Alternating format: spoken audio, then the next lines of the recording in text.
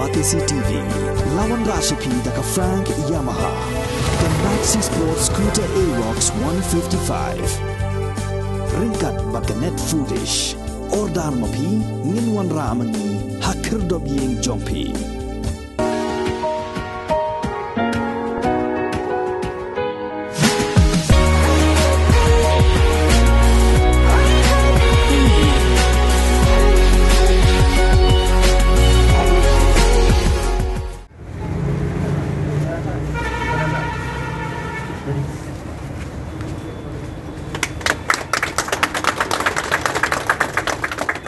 Kadai kasian ke peningkong baka Ribhoi District kan Sakhi ya ke jingple ke dukan baladie ya kitiar siat ki pebuncat hakasnong borbhun bernihan ya ke balatip kerteng kum ka East India Arms balalong try do ba dilip kharkrang badai nakani hi kasnong ya kani ke dukan ditiar siat babuncat la ple pai ba do MLA jong ka jirang constituency ba sustenance sotun haringkat ke jingdon lang jong MDC ba Victor Rani ba dilip kharkrang bat kiwi-kiwi ki bela syakot sengoba kat kum kajing thu coba dilep kharkrang hakini kedukan dia tiar siat on omla ban chudi pathar sikipat ba hanrei on di tangi kitu ki badan license bat ki bela yo jingbet na sarkar syuk-syuk lai thu ru ba ki tiar siat ki bela ban yo nakini kedukan kilong na du ki suloi siktang arktang ki pistol bat ki kuli.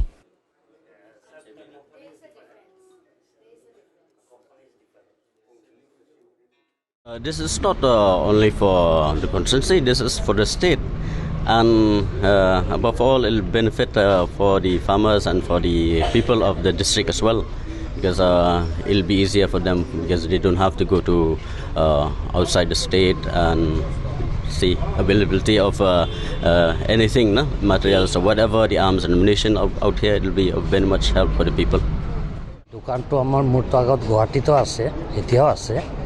তো মেঘালয়ৰ মানুহ মোৰ দোকানতে আহি থাকে, তো ইহঁতৰ অসুবিধা হয়। আৰু মিষ্টাৰ দিলীপ খাকৰাং মোৰ পুৰণি বন্ধু, 20 বছৰৰ পুৰণি বন্ধু। তো তেখেতে মোক ক'লে যে আমি ইয়াতে খুলিলে আমাৰ মানুহৰ সুবিধা হ'ব।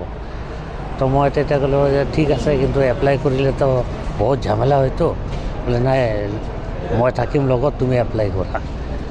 তো ইয়াত আহি কথা বাৰ্তা পাতি এপ্লাই কৰিলোঁ যে ক'ভিডৰ আগত প্ৰায় 2 বছৰ 1.5 বছৰে হৈ গ'ল। তো এইটো লাহে লাহে কমপ্লিট হ'ল। ক'ত আছে আপোনাৰ এই আৰ্মছৰ? মোৰ গুৱাহাটীত আছে আৰু এইটো মেঘালয়ত ফাৰ্ষ্ট খুলিছোঁ। এনে মেঘালয়ৰ বেলেগ ডিলাৰো মোৰ পৰাই লয়। কিমান বছৰৰ পৰা কৰি আছে?